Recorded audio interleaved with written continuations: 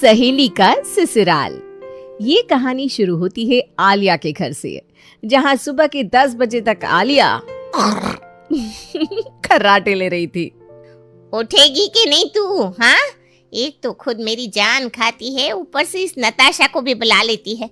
नताशा, उठ जा नताशा। सुबह हो गई क्या? नहीं, अभी रात है नताशा।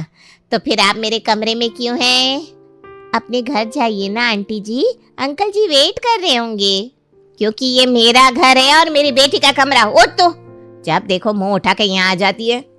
ऐसे कुछ बोलने की जरूरत नहीं मम्मी, ये मेरी बहन है। बहन, तेरी शादी से ज्यादा तो मुझे नताशा की शादी की फिक्र होती है। इसकी शादी होगी तब जाकर तुझ में कहीं सुधार आएगा, वरना हमेशा की तरह तुम दोनों ग्रेजुएशन में फेल होती रहोगी। और तभी विमल कमरे में आता है और कहता है, फिक्र मत करो, इस बार तुम्हें एग्जाम में बैठने की जरूरत ही नहीं पड़ेगी, क्योंकि सीधा मैं तुझे शादी के मंडप में बैठने का मौका दे रहा हूँ। लड़के वालों को बुला लिया है मैंने। ना पापा, मैं नताशा को छोड़कर कहीं नहीं जाऊंगी। उसकी फिक्र तुम मत कर, उसका उसके परिवार वाले देख लेंगे बेटा। और नताशा, वैसे आज तुम्हारे पापा से बात हुई है मेरी, वो भी तुम्हारे लिए लड़का देख रहे हैं, तो घर जाओ और अपना हुलिया सुधारो। हाँ, ये कहकर विमल और मीना कमरे से चले जाते हैं। अपनी सहेली से दूर होने के दुख से आलिया की आंखें भर आती है। तो फिक्र क्यों करती हो आलिया, मैं तेरे साथ दहेज में आऊंगी ना। वैसे भी शहर के चोमू लड़कों से मैं तो सेट होने वाली हूं नहीं। और आलिया को देखने लड़के वाले पहुंच जाते हैं। मीना आलिया को तैयार करके लड़के वालों के सामने भेजती है। बड़ी होनहार है मेरी बेटी, सारा काम खुद करती है। सुबह 4 बजे उठकर योगा करती है, फिर नहा धोकर घर का काम, अपनी पढ़ाई, सब कुछ। वो सब तो ठीक है आंटी, पर मुझे कुछ और ही पूछना है। एक बात मैं पूछना चाहूँगा आलिया, तुम तब से दरवाजे पर झांक झांक कर क्या देख रही हो? कोई आने वाला है क्या? वो क्या ना, रोज एक कुत्ता इस वक्त दरवाजे पर आता है। आलिया उसे रोटी देती है तो बस उसी की राह देख रही है। ओह, आलिया जी की इस बात ने तो मेरा दिल ही जीत लिया। मुझे भी ना एनिमल्स बहुत पसंद है, तो मेरी तरफ से तो ये रिश्ता पक्का। अब रोहन ने हाँ कह दिया है तो फिर हम क्या ही कहेंगे। अब तो सीधा पंडित जी को बुलाकर शादी की तारीख निकलवा लीजिए विमल जी। यहाँ आलिया की शादी तय होती है, वहाँ नताशा की। अगले सुबह नताशा भागते हुए आलिया के घर आती है और उसे बताती है कि उसकी शादी फिक्स हो गई है। मैं कहती थी ना, कोई लड़का मेरा दिल नहीं जीत सकता, पर इस दिन जीत लिया। जीतता भी क्यों नहीं, मुंबई में जो रहता है, मृत दिल। क्या गोरा रंग, क्या बॉडी, ऊपर से करोड़ों की जायदाद है सो अलग। मैंने तो कह दिया जल्द से जल्द तारीख निकालो शादी की। वैसे भी तू तो चली जाएगी, फिर यहाँ मेरा कहाँ मन लगने वाला है। कब की डेट है शादी की? तो सितंबर।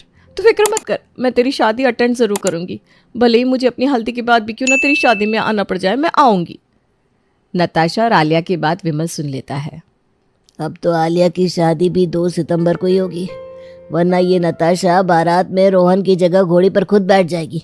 शादी के बाद तो नताशा मुंबई चली जाएगी, पर कहीं ये शादी में ना पहुंच जाए। किसी तरह मुझे इन दोनों की शादी एक ही दिन करवानी होगी। और विमल सीधा पंडित जी को कॉल लगाता है। पंडित जी कुछ भी कीजिए, पर 2 सितंबर की तारीख निकलवाइए शादी की। 2 सितंबर को तो बड़े कम समय के लिए मुहूर्त है भाई साहब, और जजमान के लिए ये सुविधाजनक भी नहीं होगा। अगर मैं आपको 11,000 की भेंट दूं तो हो जाएगा?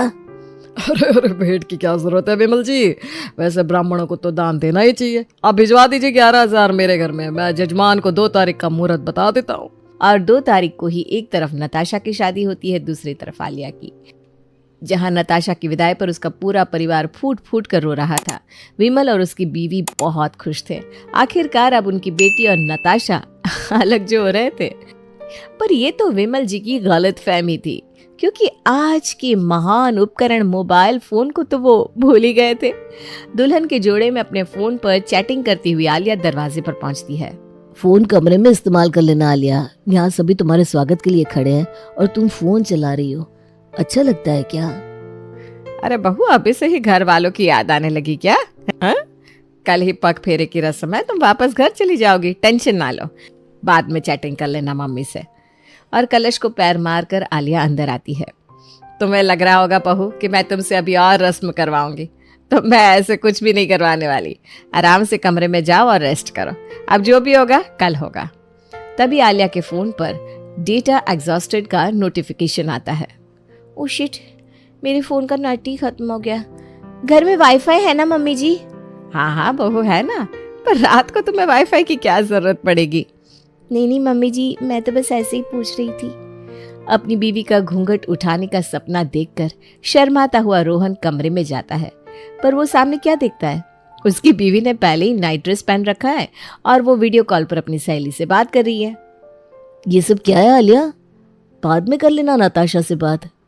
आज तो हमारी पहली रात है, एक साथ एंजॉय करते हैं।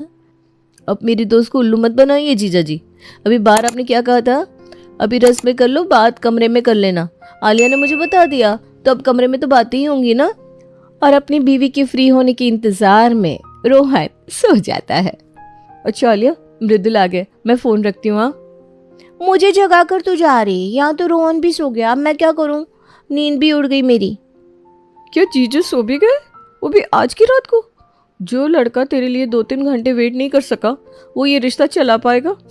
मुझे नहीं लगता। अगली सुबह आलिया उठकर अपने पग फेरे की रस्म के लिए वापस से अपने मायके जाने को तैयार हो जाती है। यहाँ आलिया अपने घर पहुँचती है तो वहाँ नताशा और फिर से जम जाती है इन दोनों की मंडली। और बता नताशा, कैसे तेरे ससुराल वाले? क्या बताओ बहन, मेरी तो किस्मत ही फूट गई है।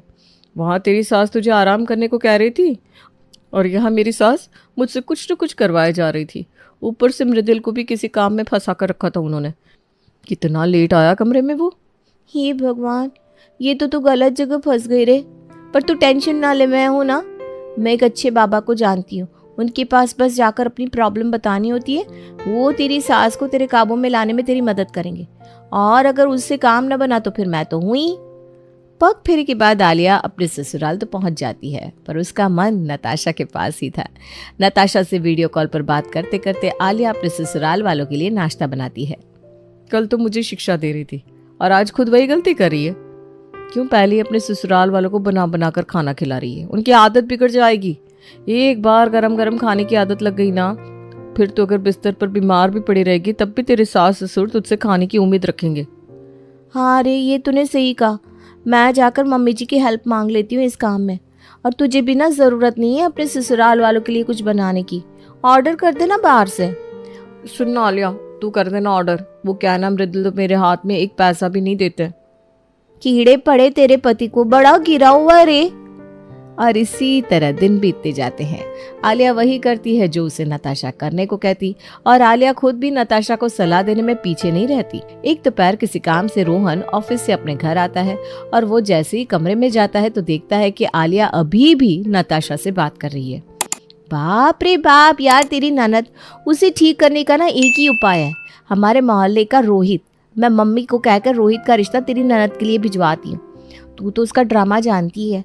अगर मैं कह दूं कि रोहित तुम्हें एक लड़की को हाँ करना है तो वो मेरे लिए वो भी कर देगा। एक बार तेरी ननद की शादी हो जाए, फिर वहाँ रोहित देख कैसे ठीक करता है उसे, और यहाँ तो आज़ाद हो जाएगी। पति रहेगा ऑफिस में, फिर तेरी सास अकेले तुझसे कितना ही लड़ लेगी। जब आगे पीछे तू ही दिखेगी ना तो अपने आप उसे तेरी मुट्ठी में आना पड़ेगा। ये सच है क्या आलिया? तुम क्या शिक्षा दे रही हो उसे? और किसी की लाइफ में इतना मत घुसो कि बाद में तुम्हें प्रॉब्लम हो। आप तो ऑफिस चले जाते हैं या कभी अपने दोस्तों के साथ घूमने चले जाते हैं, और मैं यहाँ अपनी सहेली से बात करती हूँ, उसमें भी आपको प्रॉब्लम होती रहती है। अभी अगर मम्मी जी प्रॉब्लम में होती तो क्या आप उनकी मदद नहीं करते? पर मैं और मम्मी एक ही परिवार के दो लोग हैं। नताशा कुंवारी नहीं रही, उसकी शादी हो गई है, उसका खुद का ससुराल है। कहीं कोई बात हो गई तो सब कुछ तुम पर आ जाएगा। आप इतने नेगेटिव क्यों हो जीजू? क्या आपको हमारी दोस्ती पसंद नहीं है? ऐसा है तो मैं कभी बात नहीं करूंगी आलिया से। ये कहकर नताशा गुस्से में फोन काट देती है। आलिया कई बार नताशा को कॉल लगाती है पर नताशा फोन नहीं उठाती। लगा दी ना आग, मिल गई शांति आपको।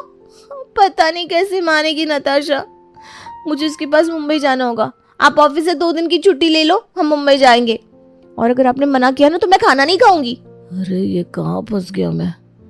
और नताशा के प्यार में आलिया उससे मनाने उसके घर तक पहुंच जाती है। आलिया को अपने सामने देखकर नताशा जोर जोर से ताली बजाकर हंसने लगती है। तो हंस क्यों रही है यार? देखा मेरा ड्रामा? मुझे पता था मैं अगर तुझसे नाराज होने की एक्टिंग करूंगी तो तू पक्का यहाँ आएगी। इसी बहाने हम मिल भी लेंगे। और जीजू से मेरी मुलाकात भी हो जाएगी।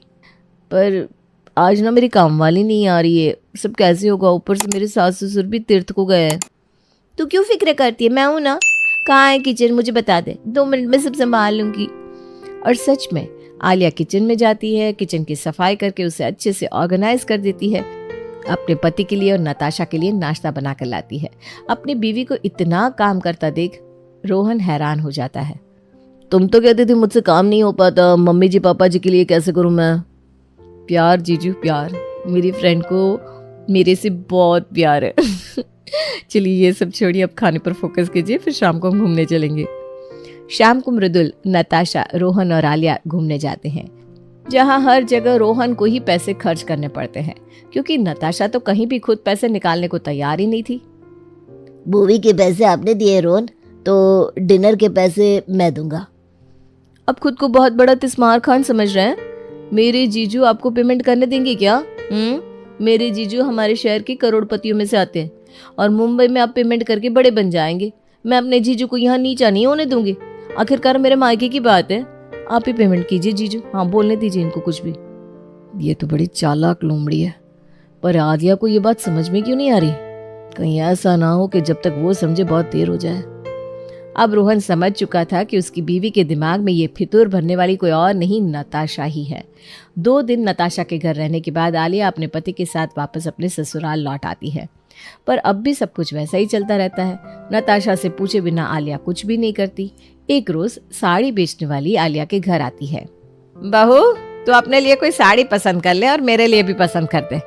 अगले महीने हमारी एनिवर्सरी है ना, तो रोहन कह रहा था कि छोटी सी पार्टी रखेगा, तो पहनने के लिए कपड़े तो लगेंगे। ये तो बहुत अच्छा आइडिया है मम्मी जी, मैं अभी नताशा को कॉल लगाती हूँ। और आलिया नताशा को वीडियो कॉल पर खुद के लिए और अपनी सास के लिए साड़ी पसंद करने को कहती है। ठीक है, पहले मैं अपनी साड़ी पसंद करूंगी। हाँ पापा, कर लेना। और हमारे घर पार्टी होगी तो तू तो रहेगी ही ना।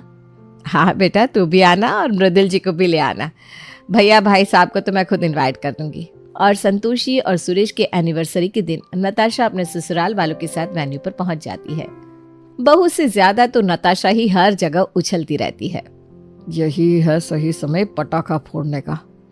वेटर जैसे ही बड़ा सा केक लेकर नताशा को क्रॉस करता है, रोहन वेटर के पैर में अपना पैर अड़ा देता है, जिससे वेटर का बैलेंस डगमगा जाता है और पूरा का पूरा केक वेटर नताशा की सास के ऊपर गिरा देता है।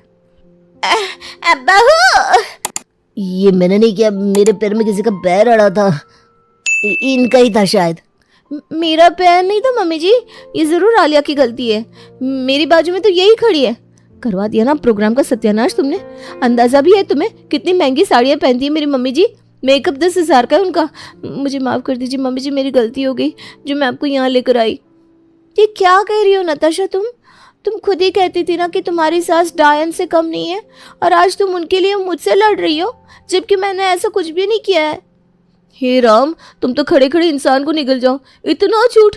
पर तुमसे और क्या ही एक्सपेक्ट कर सकती हूँ मैं, तुम तो हमेशा से यही थी ना, 1 नंबर की झूठी है ये मम्मी जी।